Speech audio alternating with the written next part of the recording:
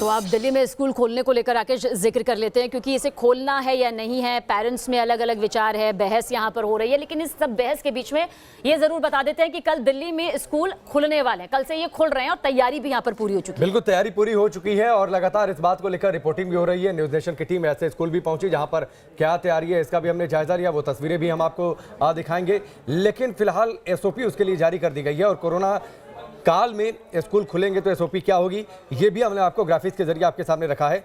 एक सीट छोड़कर बैठने की व्यवस्था होगी ताकि सोशल डिस्टेंसिंग का पालन हो सके।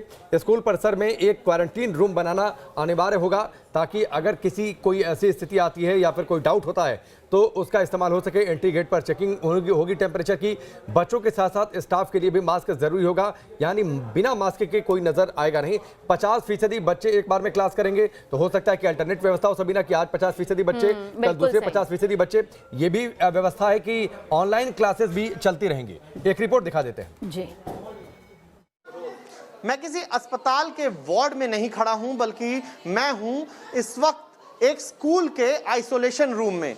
यह आइसोलेशन रूम इसलिए बनाया गया है क्योंकि 1 सितंबर से स्कूल खुलने हैं और तमाम स्कूलों में इस तरीके की व्यवस्था होनी चाहिए।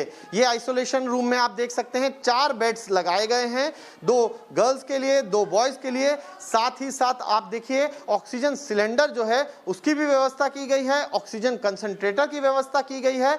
ये जो डीडीएमए ने जारी की हैं एसओपीज यानी स्टैंडर्ड ऑपरेटिंग प्रोसीजर, उसके तहत जो है वो यहाँ पर तमाम व्यवस्थाएं की गई हैं। अगर किसी को बुखार होता है तो उसके थर्मल स्कैनिंग के लिए व्यवस्था है, सैनिटाइजर की व्यवस्था है, बीपी चेक करने के लिए, और ऑक्सीजन कम पड़ने पर ऑक्सीजन सिलेंडर्स की भी व्यवस्था की गई है। क्योंकि स्कूल खुलने हैं तो बच्चे ज़्यादा से ज़्यादा एहतियात बरतें, इसलिए जगह जगह इस तरीके के जो आप पैम्पलेट्स देख रहे हैं, जो पोस्टर्स देख रहे हैं जिसमें सोशल डिस्टेंसिंग मेंटेन करने की बातें कही गई हैं, वो आपको नज़र आएंगे। यहाँ गेट से लेकर जो क्लासरूम हैं वहाँ तक की इस तरीके की व्यवस्था जो है वो की गई है। हम आपको आप क्लासरूम में लेके चलते हैं कि आखिर क्लासरूम में किस तरीके की व्यवस्था। ये देखिए आप, नो मास्क नो एंट्री, ऐसे पोस्टर्स जो हैं वो जगह जगह लगे हैं। प्लीज़ मेंटेन सोशल डिस्टेंसिंग, जो कि बहुत ज़्यादा ज़रूरी है कोरोना की तीसरी लहर में।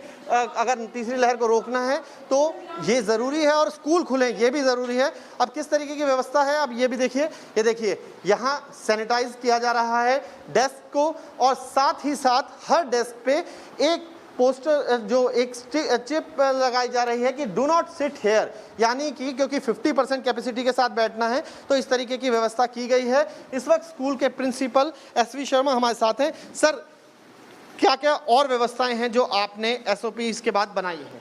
देखिए, एसओपी बनाने के बाद अब क्लासों का सैनिटाइजेशन शुरू हो गया है।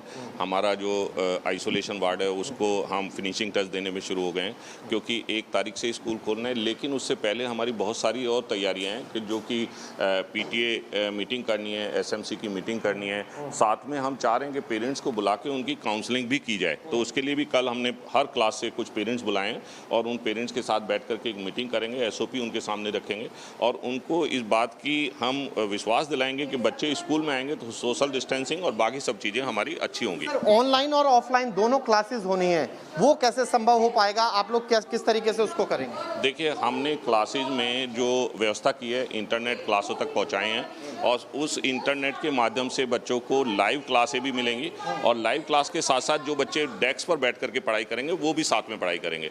इसके साथ हमने सबसे अच्छी बात की है कि 50%, जबकि सरकार की तरफ से अलाउड है कि बच्चे बुला सकते हैं, लेकिन हम 50% में भी कुछ कम बच्चे बुलाएंगे और जो हमारी कंसेंट फॉर्म आएंगे उस बेस पर हम अपना प्रोग्राम जो है सेट करेंगे। अभी हम ज़्यादा रूम्स को लेकर के नहीं चल रहे हैं।